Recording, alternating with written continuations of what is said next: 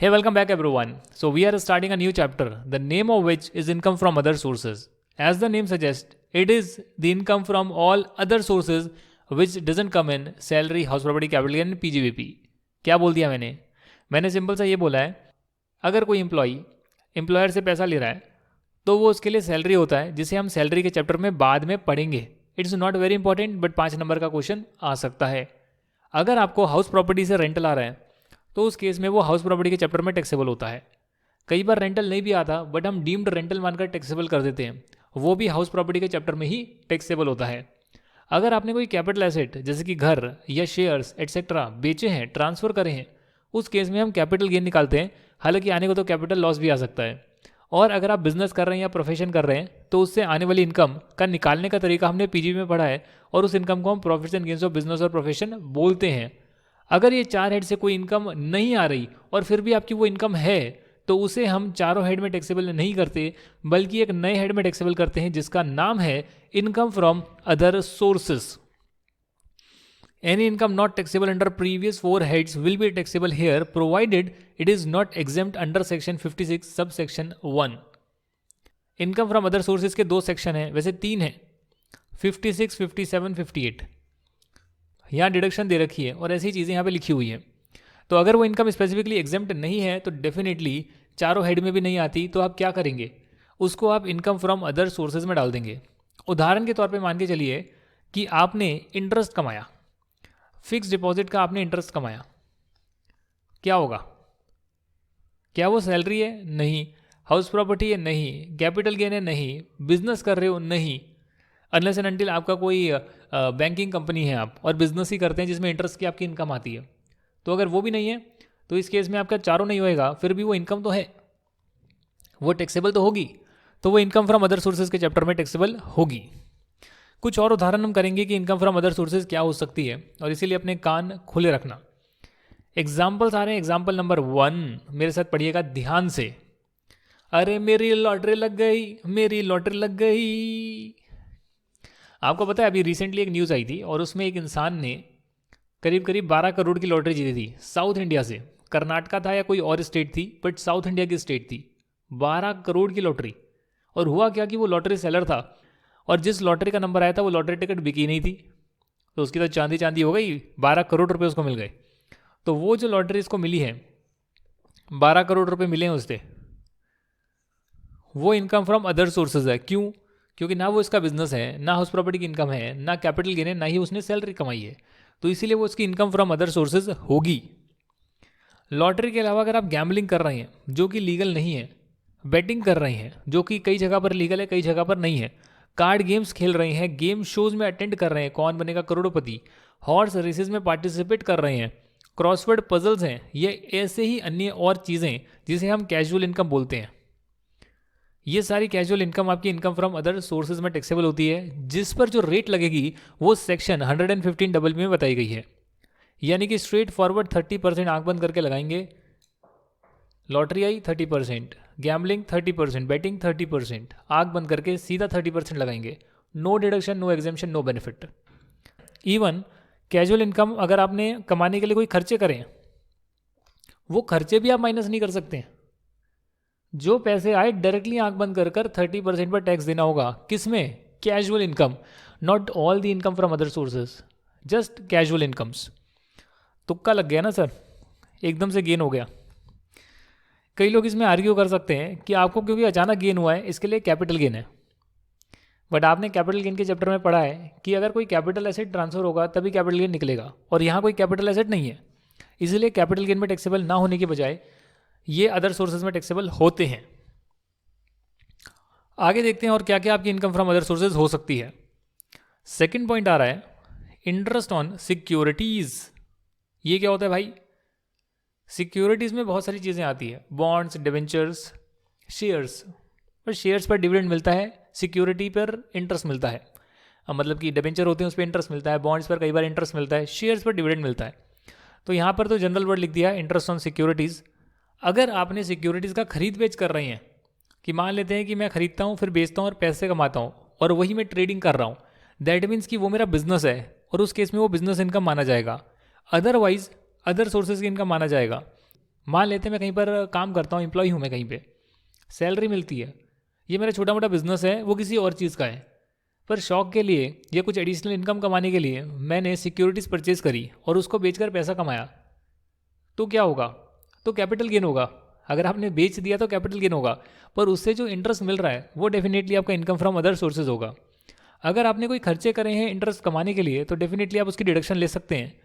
और income from other sources में section number 57 deduction का सेक्शन है, सेक्शन 56 चार्जेबल सेक्शन है, सेक्शन 57 डिडक्शन का सेक्शन है। यहाँ पर एक और इंटरेस्टिंग बात है कि अगर आप पोस्ट ऑफिस के सेविंग अकाउंट में पैसा डालते हैं, ध्यान से देखिएगा, पोस्ट ऑफिस सेविंग अकाउंट, उस केस में अगर आप सिंगल होल्डर हैं, आपका अकाउंट है, तो 3,500 रुपये की एग्जेम्पशन दी गई है सेक्शन 10 क्लॉज 15 में। और अगर आप जॉइंट होल्डर हैं, उस केस में 7,000 की एग्जेम्पशन दी गई है। इसका क्या मतलब हो गया? अगर मैं अकेला एक अकाउंट खुलवाता हूँ जिसमें मेरा इंटरेस्ट आता है 10,000 रुपये, तो मैं डायरेक्टली पहले ही 3,500 रुपये माइनस कर सकता हूँ एग्जेम्पशन के रूप में अंडर सेक्शन 10(15). तो मेरे पास यहाँ पर बचेगा करीब करीब 6,500। ये मेरी टैक्सेबल इनकम होगी जो इनकम फ्रॉम अदर सोर्सेज में टैक्सेबल होगी। अगर मैंने अपना अकाउंट और किसी और का अकाउंट साथ में खुलवाया है और मेरा इंटरेस्ट आ रहा है 10,000 रुपये, तो मानकर चलिए हम दोनों अलग अलग भी खुलवा सकते थे और 3,500 की एग्जेम्पशन ले सकते थे, बट हमने वैसा नहीं करा। हम दोनों ने एक साथ अकाउंट खुलवा लिया और इसीलिए उस केस में क्या होगा, आप 10,000 से 7,000 तक का माइनस कर सकते हैं इंटरेस्ट, 10(15) में एग्जेम्पशन ले सकते हैं। तो ये आपका 3,000 रुपये जो है टैक्सेबल हो जाएगा। यहाँ तक की बात क्लियर है? हाँ जी सर, क्लियर है। आगे देखिएगा, interest on PPF. Public provident fund में अगर आप पैसा डालते हैं तो उसे हम सेक्शन 80C में पढ़ेंगे डिडक्शन के चैप्टर में कि वो पूरी तरह से आप डिडक्शन ले सकते हैं 1.5 लाख रुपए तक। अब उसका जो इंटरेस्ट है वो सेक्शन नंबर 10 में क्लॉज 11 में एग्जेम्प्ट होता है। सेक्शन 10 एक एग्जेम्पशन का सेक्शन है जो मैं इतनी बार आपको गला फाड़ फाड़ के बता चुका हूँ। सेक्शन 10 एग्जेम्पशन का सेक्शन, सेक्शन 10 एग्जेम्पशन का सेक्शन। तो यहाँ पर एग्जेम्पशंस दे रखी है बहुत सारे क्लॉजेज में, हालांकि इसके ब्रैकेट में नंबर लिखे हैं बट इन्हें हम क्लॉजेज बोलते हैं। आप चाहें तो सब सेक्शन बोल सकते हैं, आपकी मर्जी है, कोई फर्क नहीं पड़ेगा। वैसे भी पेपर में तो आप सिर्फ ये लिख कर आएंगे, ऐसे तो लिखेंगे नहीं सब सेक्शन 11 ऑफ सेक्शन 10, ऐसे तो लिखेंगे नहीं, डायरेक्टली लिखेंगे आप, तो कोई दिक्कत आपको नहीं आएगी। पहला पॉइंट और दूसरा पॉइंट मैंने आपको करा दिया कि ये दोनों इनकम फ्रॉम अदर सोर्सेज क्यों होती है। पॉइंट नंबर 3 मेरे साथ पढ़िएगा, income from letting of machinery, plant और furniture if not doing business of letting then taxable under other sources. इसका क्या मतलब है सर? इसका वही मतलब है जो मैंने पहले बताया आपको, सिक्योरिटी के केस में जो बताया वही चीज यहां पर भी लगेगी। क्या लगेगी भाई? यहां पर भी बोल दिया, अगर किसी का काम ही क्या है रेंट पर देने का, उस केस में उसकी बिजनेस इनकम मानी जाएगी। बट अगर उसका काम रेंट पर देने का नहीं है, उस केस में क्या होगा? उस केस में आप मशीनरी, फर्नीचर अपने ऑफिस के किसी को रेंट पर देते हैं तो वो आपकी अदर सोर्सेज की इनकम मानी जाएगी। रीज़न बहुत सिंपल सा है कि आपका वो बिजनेस नहीं है रेंट पर देने का, but still may be in exceptional circumstances कोई चीज़ें आइडल पड़ी थी और आपने थोड़े समय के लिए किसी को दे दी और बदले में रेंट अर्न कर लिया, वो इनकम आपकी इनकम फ्रॉम अदर सोर्सेज में टैक्सेबल होगी। अकाउंटिंग में क्या होगा वो तो आपको पता है, आप सीधा सीधा यहाँ पीएनएल में क्रेडिट कर देंगे, पर हमारे इनकम टैक्स में क्या होगा, उसे आपको जो है इनकम फ्रॉम अदर सोर्सेज में टैक्सेबल करना पड़ेगा। इसका अगला पॉइंट एक और देखिएगा, एक इंटरेस्टिंग केस आ रहा है, sub letting of house property rental income is taxable here. Sub letting का मतलब क्या है? जो बंदा ओनर होता है किसी प्रॉपर्टी का, वो उस प्रॉपर्टी को किराए पर दे सकता है, और जिस व्यक्ति को वो किराए पर देता है उसे हम टीनेंट बोलते हैं। टीनेंट के पास वहाँ पर रहने के अधिकार आते हैं पर उसकी ओनरशिप नहीं आती। कई बार एग्रीमेंट में राइट दिया जाता है कि जो टीनेंट है वो चाहे तो खुद रहे या चाहे तो किसी और को भी रेंट पर दे दे आगे, उसकी मर्जी होती है, तो उसे हम सबलेटिंग बोलते हैं।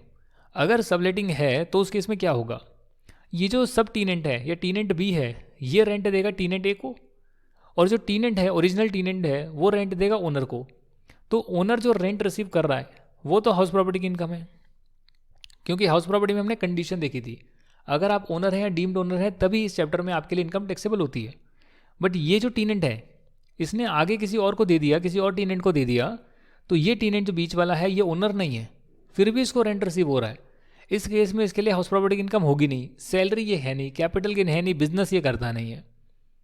उस केस में क्या होगा, उस केस में इसके लिए इनकम फ्रॉम अदर सोर्सेज मानी जाएगी। यहाँ तक की बात क्लियर है सर? सही समझा दिया मैंने कॉन्सेप्ट, कोई दिक्कत तो नहीं है। हालांकि हो सकता है कि मैंने ये पहले भी आपको हाउस प्रॉपर्टी के चैप्टर में करवाया हो, पर अब जो है दोबारा से अच्छे से करा दिया है। अगला पॉइंट है की मैन इंश्योरेंस पॉलिसी, पर उससे पहले एक बार देख लेते हैं कितना और करना बाकी है। यहाँ पर करीब करीब जो है आपके 9 पॉइंट है, तो मैं कोशिश करूँगा मैं आपको 9 पॉइंट करवा दूँ। इसके बाद की जो चीज़ें होगी वो हम नेक्स्ट क्लास में डिस्कस करेंगे, और नेक्स्ट टू नेक्स्ट क्लास में जो है हम और डिफ़िकल्ट कॉन्सेप्ट्स करेंगे। तो वैसे देखा जाए तो ये 4 आपकी क्लासेस लगेगी, एटलीस्ट 4 क्लासेस आपकी लगेगी इनकम फ्रॉम अदर सोर्सेज में। तो मुझे लगता है कि कम से कम आपकी 4 क्लासेस लगेगी इनकम फ्रॉम अदर सोर्सेज के चैप्टर में। हालांकि कॉन्सेप्ट बिल्कुल सिंपल सा है। की मैन इंश्योरेंस पॉलिसी क्या होती है? की मैन इंश्योरेंस पॉलिसी का मतलब है जो आपके की पर्सन्स हैं उनका आपने लाइफ इंश्योरेंस कराया हुआ है। लाइफ इंश्योरेंस एक पर्सनल इंश्योरेंस होता है, और पर्सनल इंश्योरेंस आप अपने एम्प्लॉय का नहीं करा सकते। अगर आप कराते हैं तो उसकी डिडक्शन नहीं ले सकते। हेल्थ इंश्योरेंस की ले सकते हैं, बट लाइफ इंश्योरेंस की नहीं ले सकते। ऐसा मैंने आपको पीजीबी में करवाया था। हावेवर जो आपके बहुत ही की पर्सन हैं, डायरेक्टर्स हैं, मैनेजिंग डायरेक्टर है, सीएफओ हैं, आपके टॉप लेवल के एग्जीक्यूटिव हैं, उनकी ज़िंदगी आपके लिए बहुत इंपॉर्टेंट है, और आप चाहते हैं कि वो आपकी कंपनी में रहें, कंटिन्यू करें, और उनकी आप टेक केयर भी करें, क्योंकि अगर वो नहीं रहेंगे तो कंपनी डूब जाएगी। दैट्स वाई उनका लाइफ इंश्योरेंस का खर्चा भी डेबिट करना अलाउ किया गया है। अगर इसका सम जो है वो डायरेक्टली कंपनी को ही मिल रहा है, तो जब उन्होंने खर्चा करा था तो डेबिट करा था। अगर पैसा भी कंपनी रिसीव कर रही है, बिकॉज कंपनी उसका नॉमिनी है या कंपनी उसका बेनिफिशियरी है, हो सकती है, तो उस केस में वो कंपनी के लिए पीजीबी इनकम मानकर टैक्सेबल होगा।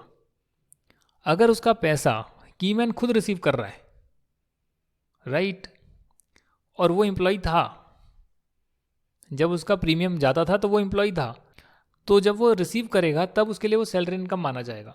अगर वो एम्प्लॉय भी नहीं है और कंपनी को पैसा भी नहीं मिल रहा है, मिल तो उसी को रहा है, उसके फैमिली मेम्बर को मिल रहा है, उस केस में जो है अदर सोर्सेज की इनकम मानी जाएगी।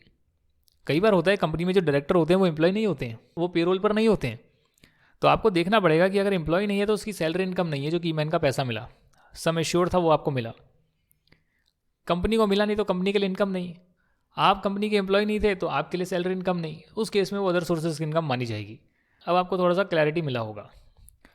अगला पॉइंट है, एक और बहुत इंटरेस्टिंग केस आ रहा है, इंटरेस्ट ऑन कंपनसेशन और enhance compensation on compulsory acquisition. हमने एक ग्रुप बनाया है, मिशन सिंगल मैन, उसके बारे में आपको नहीं पता होगा, ये टेलीग्राम पर एक चैनल है, मिशन सिंगल मैन। तो लड़कों के लिए ग्रुप बनाया है, उसमें कई सारे लोग हैं और बोलते हैं कि हमारी गांव में जो है 400 करोड़ की 500 करोड़ की प्रॉपर्टी है, 400 करोड़ 500 करोड़ की प्रॉपर्टी है, और उस प्रॉपर्टी को गवर्नमेंट जो है कंपल्सरी एक्वायर करती है, और कई बार तो पैसे भी नहीं देती है। कहीं पर रोड डलनी है, कहीं पर और काम होना है, उस केस में क्या होता है, गवर्नमेंट कंपल्सरी एक्वायर करती है, क्योंकि वो जगह उन्हें चाहिए ही होती है अपने बड़े प्रोजेक्ट को पूरा करने के लिए। तो जब ऐसा कुछ होगा, कंपल्सरी एक्विजिशन का काम होगा, और आप कोर्ट में आगे केस करेंगे कि भाई देखो जो कंपनसेशन हमें मिल रही है वो पूरी सफिशिएंट नहीं है, हम और कंपनसेशन के हकदार हैं, उस केस में आप कोर्ट जा सकते हैं और आपको इन्हांस कंपनसेशन भी मिलेगी। तो जो आपको कंपनसेशन मिलती है, इन्हांस कंपनसेशन मिलती है, वो तो आपका कैपिटल गेन की इनकम ही है, पर अगर उसके साथ आपको इंटरेस्ट भी मिलता है कि क्योंकि हम आपको पैसा लेट दे रहे हैं इसके लिए हम आपको इंटरेस्ट भी देंगे उतने पीरियड का, तो वो जो इंटरेस्ट का पोर्शन है ना, वो इंटरेस्ट का पोर्शन कैपिटल गेन नहीं है, वो इंटरेस्ट आपका इनकम फ्रॉम अदर सोर्सेज है। तो सेक्शन 56 में बताया गया है कि ये टैक्सेबल होगा, और आपको जो है सेक्शन 57 में इसकी डिडक्शन बताई गई है कि आप 50% जो है डिडक्शन ले सकते हैं। मतलब अगर आपको इंटरेस्ट मिलता है इनहैंस कंपनसेशन पे, आपको मिलती है 2 लाख की इनहैंस कंपनसेशन, वो तो हो गया कैपिटल गेन, और इस पर आपको इंटरेस्ट मिलता है 10,000 का, तो आप 10,000 से 50% माइनस कर सकते हैं। कोई लिमिट नहीं है, इतना ही होगा, जितना है उसका 50% माइनस होगा, और बाकी का जो है वो आप टैक्सेबल कर सकते हैं इनकम फ्रॉम अदर सोर्सेज। तो डिडक्शन है, ये एग्जेम्पशन नहीं है, बट डिडक्शन 50% की डिडक्शन दी गई है। डिडक्शन क्यों दी गई है? जैसे सैलरी में स्टैंडर्ड डिडक्शन होती है, हाउस प्रॉपर्टी में भी डिडक्शन होती है, वैसे यहाँ भी डिडक्शन दी गई है कि भैया ये इंटरेस्ट के लिए आपका कुछ खर्चा लगा होगा, तो हमने 50% बोल दिया, उसे आप माइनस कर लीजिए। सिमिलरली जैसे interest on enhance compensation taxable होता है, उसी प्रकार interest received on compensation from motor accident claim tribunal भी टैक्सेबल होता है। मोटर कार का एक्सीडेंट हो रहा है, अगर एक्सीडेंट हो रहा है तो ट्राइब्यूनल यानी कि आप एक छोटे कोर्ट में जा रहे हैं फैसला करने के लिए, और उस फैसले के दौरान आपको कंपनसेशन तो देनी पड़ रही है, उस कंपनसेशन के साथ आपको इंटरेस्ट भी देना पड़ रहा है। कोई कंपनसेशन आपको मिलती है, उसका इंटरेस्ट मिलता है, तो इंटरेस्ट का पोर्शन आप टैक्सेबल करेंगे इनकम फ्रॉम अदर सोर्सेज में और माइनस कर देंगे 50% कि भैया ये जो है ये तो मेरा इनकम फ्रॉम अदर सोर्सेज में सेक्शन 57 में डिडक्शन में ले सकता हूँ और बाकी का 50% मैं सेक्शन 56 में टैक्सेबल करूँगा, क्योंकि इसमें आपके मुख्य 2 ही सेक्शन होते हैं, 56 टैक्सेबिलिटी का, 57 डिडक्शन का। ओके, आगे बात करते हैं एडवांस मनी फोरफिटेड। 1 अप्रैल 2014 के बाद अगर कोई भी आपको एडवांस मनी फोरफिट आपने कर ली है, क्योंकि सामने वाले ने जो कॉन्ट्रैक्ट में एंटर करा था उसने उस कॉन्ट्रैक्ट को एक्सरसाइज नहीं करा, उसने कहा प्रॉपर्टी खरीदेगा 1 लाख रुपए मुझे दिए, फिर उसने नहीं खरीदी तो 1 लाख रुपए मैं फॉरफिट करूंगा। अगर ये मैं 1/4/2014 की बात करता हूँ तो वो मेरी इनकम फ्रॉम अदर सोर्सेज उसी साल टैक्सेबल हो जाएगी। यही बात यहाँ लिखी हुई है।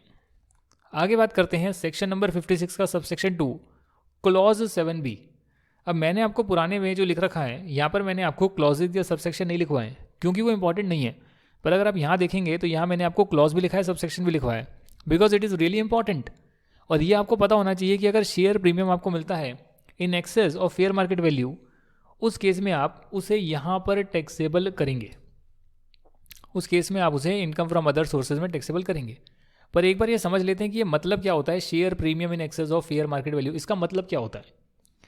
देखिए, जब भी आप फेस वैल्यू से ज़्यादा पर इशू करते हैं, मान लेते हैं 10 रुपये का फेस वैल्यू है और आप शेयर को इशू कर रहे हैं 50 रुपये पर, तो ये आपकी हो गई इशू प्राइस और ये आपकी हो गई फेस वैल्यू।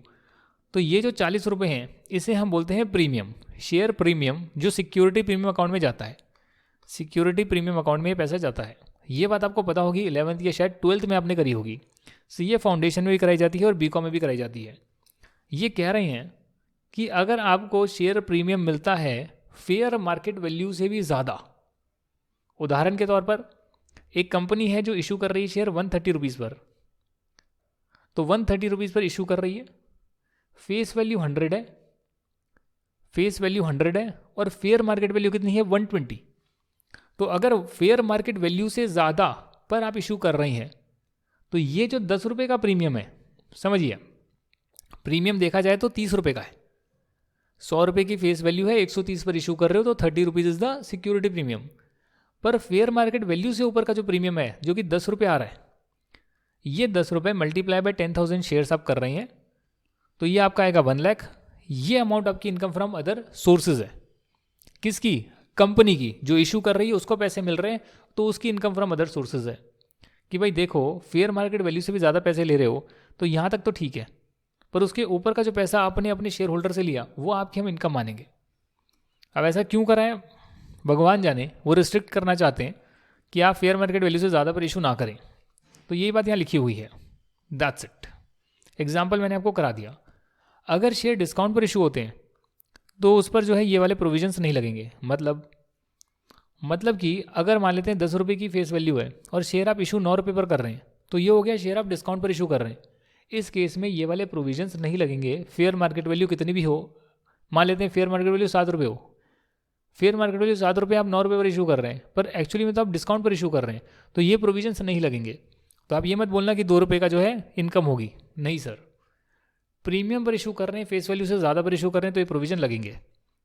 आगे देखते हैं पॉइंट नंबर 9, जिसके बाद हम आज की क्लास को कंप्लीट करेंगे और जो नेक्स्ट पार्ट है गिफ्ट का पार्ट है वो हम नेक्स्ट क्लास में डिस्कस करेंगे and it's really very important. Okay sir, ये पार्ट क्या कहता है, पॉइंट नंबर 9 क्या कहता है, shares in closely held company received by firm और अ क्लोजली हेल्ड कंपनी। मतलब क्लोजली हेल्ड कंपनी वो कंपनी होती है जिसमें कि पब्लिक सब्सटैंशियली इंटरेस्टेड नहीं होती है। पब्लिक किस में सब्सटैंशियली इंटरेस्टेड होगी, या तो कोई लिस्टेड कंपनी है, या जिसमें पब्लिक का बहुत पैसा लगा है, या फिर जिसमें गवर्नमेंट ने पैसा लगाया और गवर्नमेंट ने पब्लिक का पैसा ही लगाया होगा। वो होती है कंपनी जिसमें कि पब्लिक सब्सटैंशियली इंटरेस्टेड है। जिसमें पब्लिक ज़्यादा नहीं है, जैसे 5-6 लोग हैं, मेरी कंपनी है जिसमें कि मैंने खुद ही 2-4 लोगों के साथ मिलकर कंपनी बनाई है, उस केस में वो एक क्लोजली हेल्ड कंपनी है। ये एक प्राइवेट लिमिटेड कंपनी ही होती है, पर इसमें ज़्यादा लोग नहीं होते, पब्लिक का ज़्यादा इंटरेस्ट नहीं होता, कुछ ही लोगों का होता है, फैमिली ओन्ड बिजनेसेस होते हैं, या आपने 2-3 लोगों के साथ मिलकर काम कर रहे होते हो, तो पब्लिक का पैसा यहाँ नहीं लगा होता, आप लोग का खुद का होता है।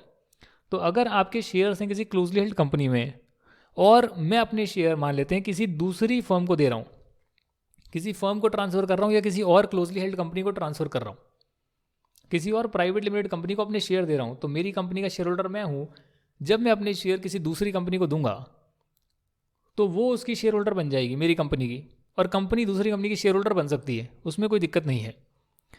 तो अगर मैं फ्री में दे रहा हूँ, यानी विदाउट कंसिडरेशन दे रहा हूँ, और 50,000 से ज़्यादा रुपये का बेनिफिट सामने वाले को मिल रहा है, जिसको फ्री में शेयर मिल जाएंगे एक क्लोजली हेल्ड कंपनी के, जो कि फर्म या क्लोजली हेल्ड कंपनी हो सकती है, तो वो इनकम मानी जाएगी उसके लिए। पूरी फेयर मार्केट वैल्यू जो होगी 50,000 से ऊपर है, मान लेते हैं 60,000 है, तो पूरा 60,000 उसका इनकम फ्रॉम अदर सोर्सेज माना जाएगा। Section 56 sub section 2 clause 7A। तो पहले मैंने 7B कराया और फिर 7A कराया। मान लेते हैं कि मैं कुछ कंसिडरेशन दे रहा हूँ, मेरी शेयर की वैल्यू 60,000 है और मैं 5,000 रुपये उसको पे भी कर रहा हूँ, तो कहीं ना कहीं मुझे जो फ्री का सामान मिला 60,000 की वैल्यू के बदले एक फर्म ने या क्लोजली हेल्ड कंपनी ने दूसरी क्लोजली हेल्ड कंपनी के शेयर लेने के टाइम 5,000 रुपये पे करे, वैल्यू थी 60,000, तो कहीं ना कहीं 55,000 रुपये का बेनिफिट मिल गया जो पे नहीं करा। तो अगर ये बेनिफिट 50,000 से ज़्यादा का है तो उस केस में जो ये बेनिफिट आपको मिला है 55,000 का, ये आपका टैक्सेबल होगा। यानी 50,000 से ऊपर का बेनिफिट मिला है तो वो पूरा बेनिफिट आपके लिए टैक्सेबल होगा। कई बार ऐसा होता है कि अमेलगमेशन और डीमर्जर होता है जिसमें कि ए लिमिटेड है और उसके शेयर बी लिमिटेड को ट्रांसफ़र होंगे, क्योंकि अमेलगमेट हो रही है, ये कंपनी इसमें मर्ज हो रही है। हो सकता है इसके शेयर होल्डर्स को मिलेंगे, या इसमें कोई हो सकता है कोई फर्म हो, इसमें ए लिमिटेड में कोई फर्म हो मान लेते हैं, जिसको बी लिमिटेड के शेयर मिल जाएंगे बिकॉज वो अमेलगमेट हो गई है। तो उस केस में ये एप्लीकेबल नहीं होगा। अमेलगमेशन में मैंने आपको बताया था कैपिटल गेन भी नहीं निकलता है अगर आपने सारी कंडीशंस वगैरह फॉलो करी है, यानी सारे एसेट लाइबिलिटी जा रहे हैं, शेयर होल्डर्स को नई कंपनी के शेयर्स मिल रहे हैं, उस केस में जो है कैपिटल गेन भी नहीं निकलता और इनकम फ्रॉम अदर सोर्सेज भी नहीं निकलता है। अदरवाइज निकलेगा। कब निकलेगा? जब एक क्लोजली हेल्ड कंपनी को दूसरी क्लोजली हेल्ड कंपनी जो है उसके कुछ शेयर्स को खरीद रही है या कोई फर्म खरीद रही है। तो अगर फ्री में मिल रहा है इनको, 50,000 से ज़्यादा वैल्यू है, पूरी टैक्सेबल। अगर कुछ पैसा भी दिया पर वो इनएडिक्वेट है और बेनिफिट 50,000 से ज़्यादा आ रहे हैं, तो वो पूरा बेनिफिट इनके लिए टैक्सेबल, इन लोगों के लिए taxable under income from other sources. इसी के साथ आपका पहला चरण, पहला पार्ट कंप्लीट हो गया है इनकम फ्रॉम अदर सोर्सेज का। पेज नंबर 78 है, दोबारा से इस पर चलते हैं।